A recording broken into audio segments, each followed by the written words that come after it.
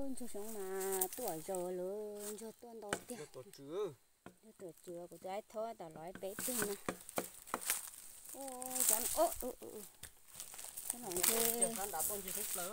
cái nói gì đó cơ cả ôi tôi cho chúng lo trong cô tiền rồi đã tao xin của cổ hụt cho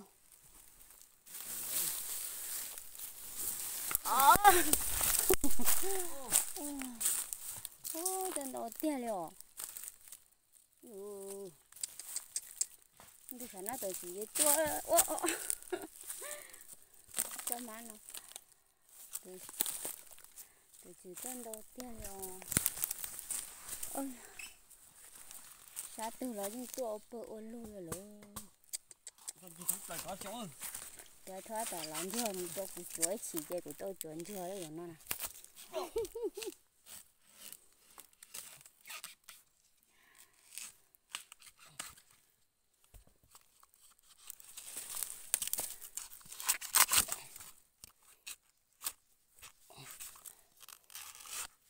ôi chị thay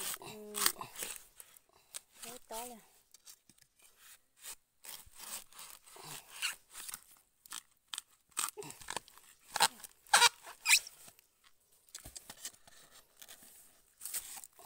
tôi nói tao xin đồ hỗ trợ không có được kìa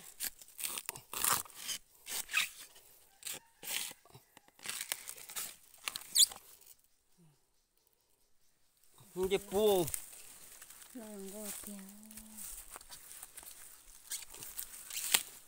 thì cái món cho là bọn chị thôi là hết tao tài léo cái xả chuồn cho hết đó nó cũng chuồn nữa nó gì của tôn cho anh đâu hứng cái của chị ta này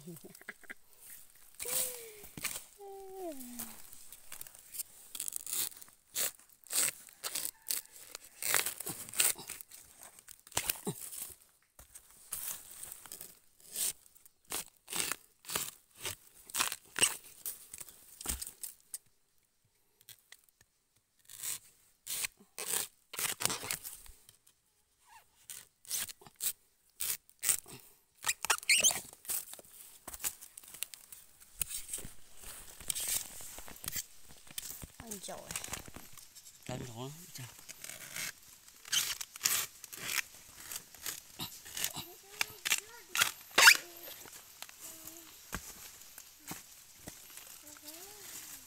thủ lò tiêu thế đúng không lò sáng dịp bố một đứa trẻ tứ lo hè một đứa trẻ chủ từng riêng đứa trẻ mẹ ai có nên đòn đầu cái rồi có xong rồi con ăn cỡ tưa hả cái này cũng khi rồi hả cũng bạt thổ rồi hả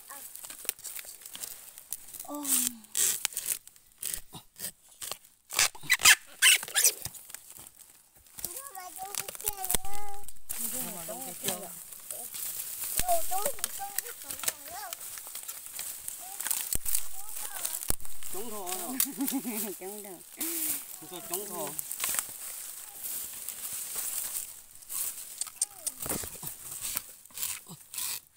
trời sống như thế không trời không đâu cả nhận trời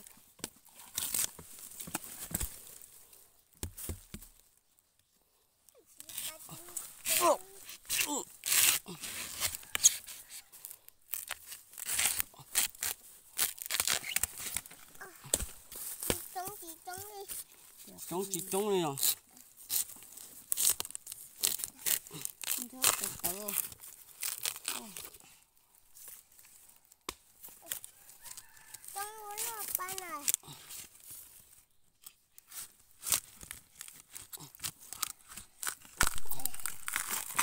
mà một chỗ nó chỉ có lưỡi chích ta chích chân là thôi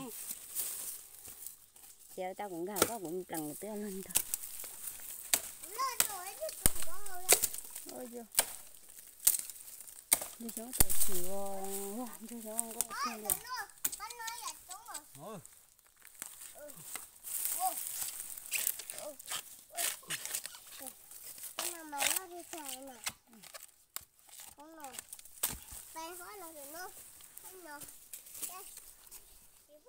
phải sát toán mà cho nó con cần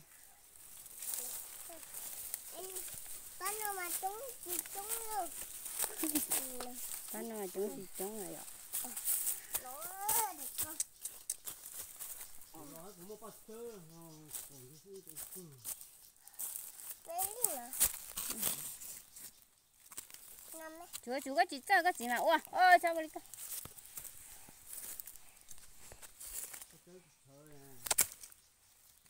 Wow, cái này chú vậy. Mình đưa bắt chợ. Đỡ mẹ mẹ. Đỡ. ô mẹ à.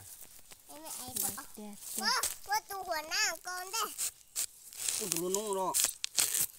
Đồ nung cũng khó kìa. Một thổ đuôi. Nó lo gì chưa? Thôi cái đó chạy. Rồi tôi lôi ra cho mất tiền nhưng chưa có tiền như ấy luôn. Nhưng tôi không muốn chỗ cha nhá chỗ này của tôi anh nói nó.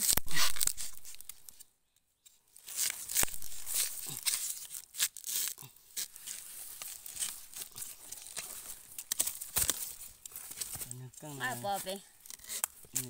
Thành rổ nó stop rồi.